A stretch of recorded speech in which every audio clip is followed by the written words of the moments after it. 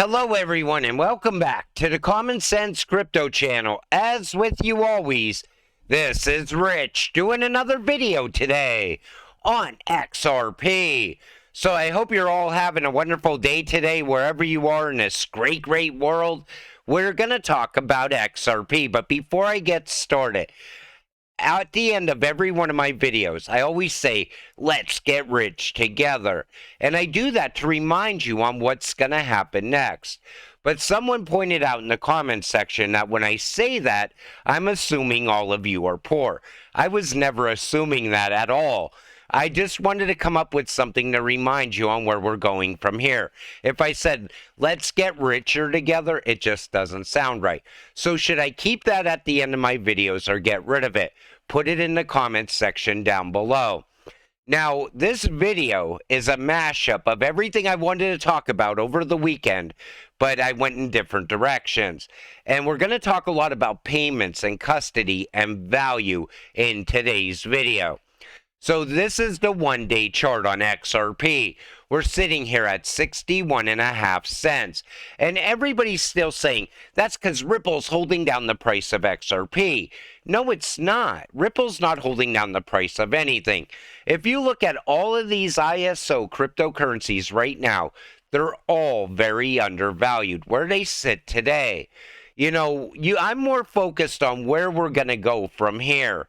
And I think by next year, this time, we are going to be in double digits. If not in double digits, very close to it. That's what I'm more focused on. And, you know, you could FUD all you want around XRP, but you might want to be holding this cryptocurrency before it finally takes off. Because once it takes off, it's going to leave a lot of people behind. Major announcement for XRP holders. Institutional now have the green light on crypto. XRP, the only digital asset with clarity, while other coins are continuing to be delisted. It's the only way. Now, those other coins that are being delisted, it's not happening everywhere. It's only happening on Uphold, and it's only happening in Ontario, Canada. I don't even think it's happening all throughout Canada. I'm not 100% sure on that. But you know, you could still buy XLM and XDC in other places. Now, institutional having the green light, right away, people would say, well, XRP should already be, skyrocketing in price now, because since institutions have the green light on crypto. But I think what's holding institutions back on getting involved with crypto is a couple things. Number one, regulations. We don't have regulations put in place yet in a lot of places around the world. And that's why I always said regulations will lead to mass adoption, because no institution's going to want to touch crypto unless regulations are put in place. The other reason is because a lot of institutions don't even understand crypto yet. A lot of them are getting pushed towards crypto because their customers are pushing them towards crypto because they want a better option. They want to break away from the traditional banking system. They want something faster, cheaper, and more secure. But that will happen over time. That adoption is still coming. Metaco, there are very few regulated exchanges in the world. How can institutions at the moment invest and be secure that their wallet doesn't go bust like FTX? Now, Metaco is going in the right direction. I think they want to become the place where all the institutions store their crypto. They want to custody the crypto for institutions, because institutions are not going to go to Uphold or Binance or Coinbase to buy crypto. They're looking for a much bigger option. I think they're going to find it with Metaco in the near future. R3 Corda developer explains how XRP will gain a high price. XRP could be at $100, $100,000, or at $1 million. Now, this is Quincy Jones, a developer from R3 Corda. It's an older video. The sound kinda sucks. But as an XRP holder, you should see this video at least once. Take a listen. So anybody out there that's telling you they know where the price of XRP will go has no idea. Zero, absolutely zero clue. But I'll give you a tiny hint of an idea of what could happen.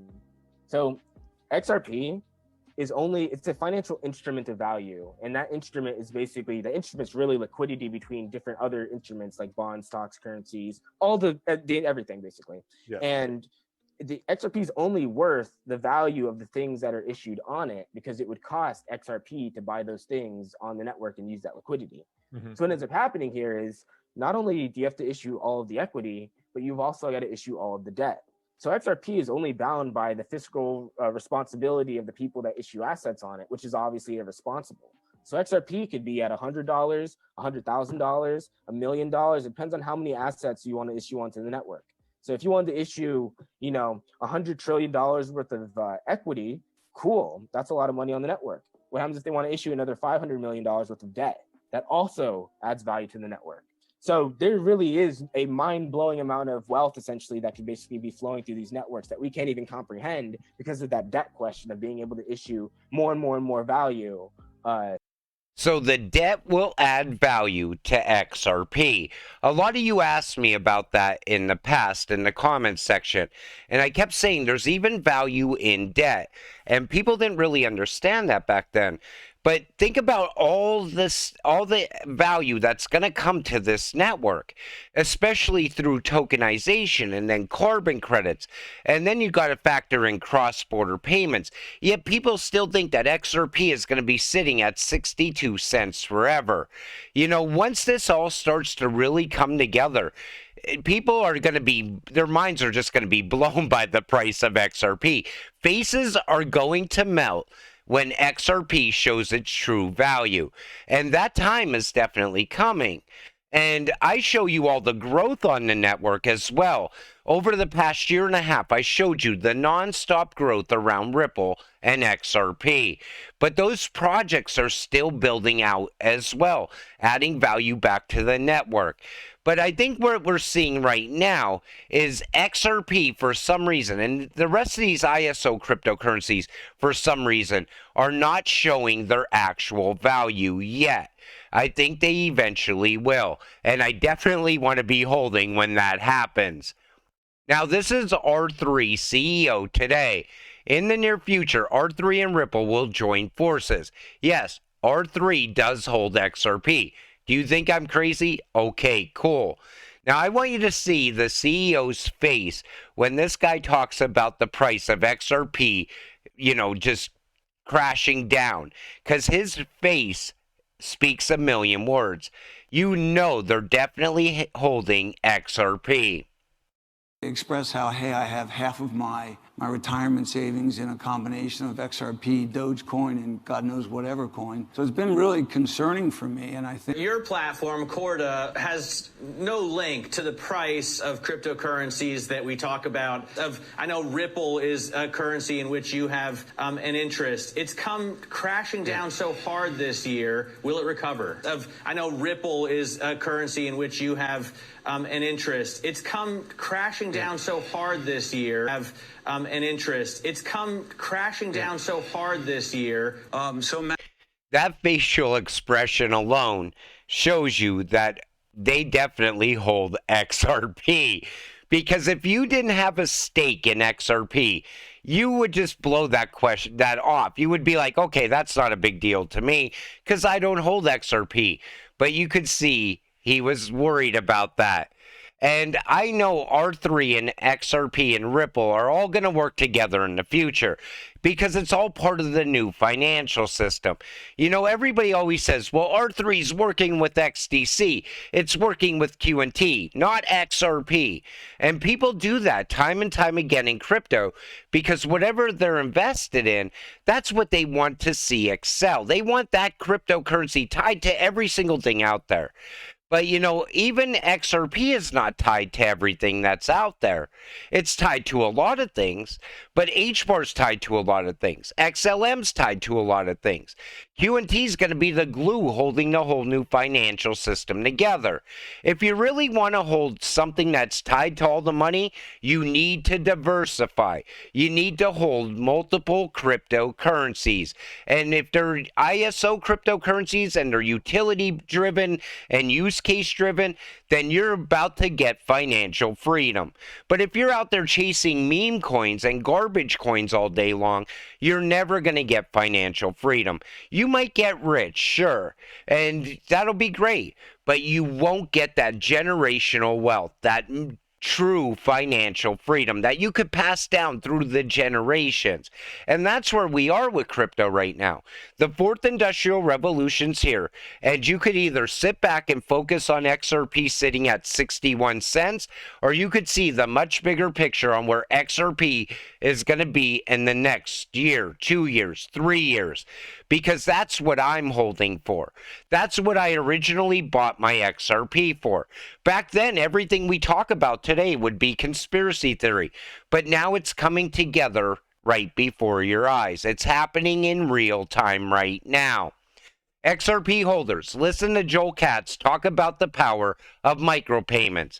Now, when he first talked about micropayments, people were like, well, micropayments, there's not a whole lot of value in that. There doesn't need to be a lot of value in that.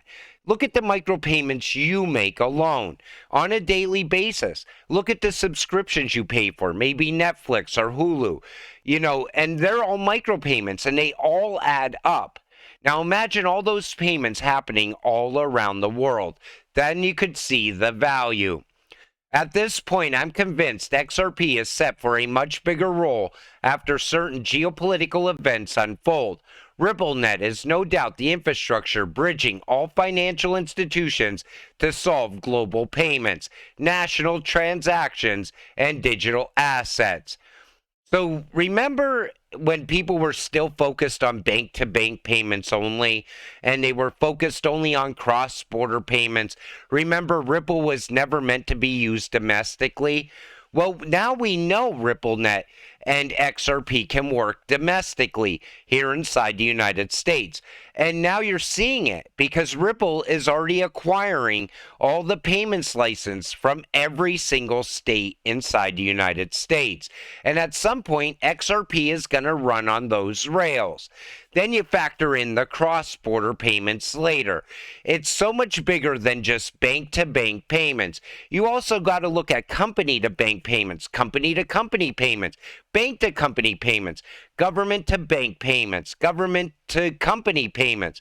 The list goes on and on. There's payments that we have not even thought about yet that will be happening in the future.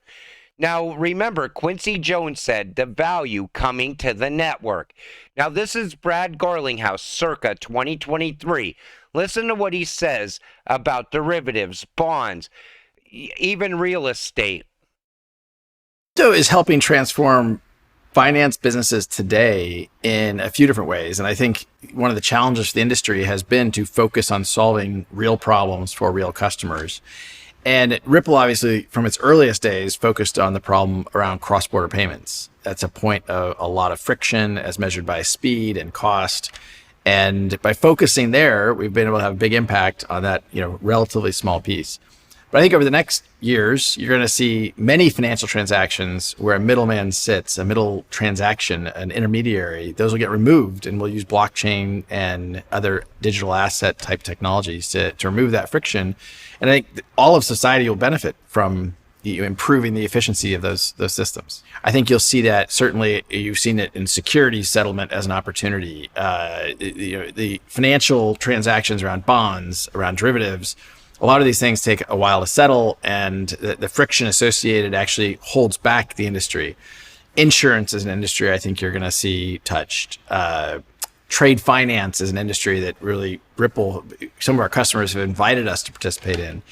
And you've seen experimentation around identity in real estate and title management. And these are all examples where I think it's so hard to predict. Even title management.